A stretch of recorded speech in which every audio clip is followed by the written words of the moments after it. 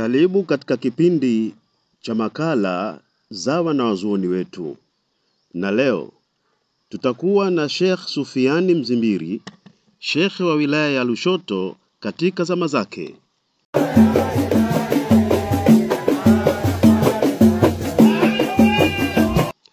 Jina lake kamili ni Sufiani Mzimbiri Mpemba bin Kimweri bin Mbega kutoka ukoo wa Kikilindi. Sheikh Sufiani Mzimbiri alizaliwa mwaka 1917 miladia katika kijiji cha Kalumele, kata ya Mbaru, tarafa ya Umba, wilayani Lushoto, mkoani Tanga.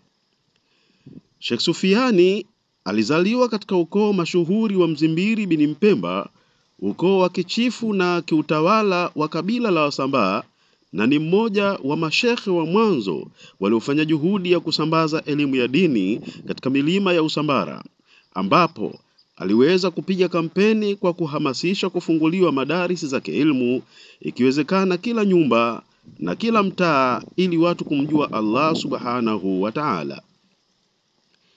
Sheikh Sufiani Mzimbiri ni mmoja wa wachache walioanza kuisoma elimu ya dini katika milima ya Usambara, alioisoma kutoka kwa mashekhe wawili waliokuja kutoka Mombasa na Zanzibar zama hizo.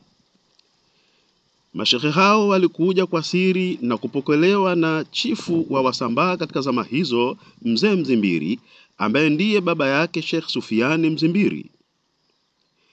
Mzee Mzimbiri aliwapa mashekhe hao makazi, kisha akawapa watoto wake wawili ambao ni Sufiani Mzimbiri na kaka yake Musa Mzimbiri, ambaye baadaye alikuja kuwa chifu akimrithi baba yake.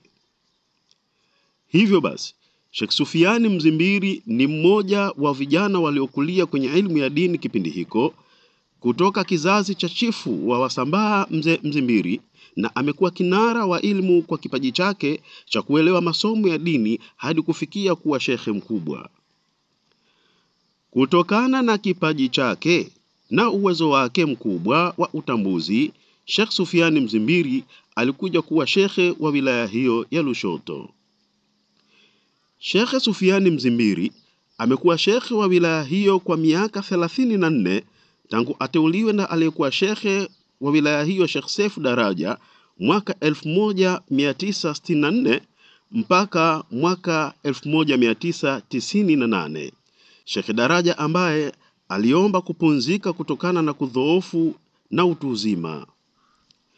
Miongoni mwa juhudi zake zilikuwa ni kufungua madrasa za watu wazima na watoto. Pia alianzisha elimu ya pamoja kwa walimu wote wa madrasa wilaya nzima ya Lushoto.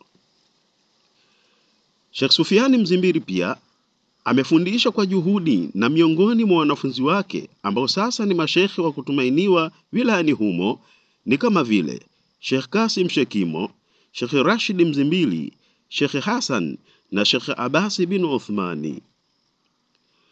Sheikh Sufiani Mzimbiri kabla ya kifo chake aliteua mashekhe wa majimbo makuu matatu ambayo ni Lushoto, Mlalo na Bumbuli.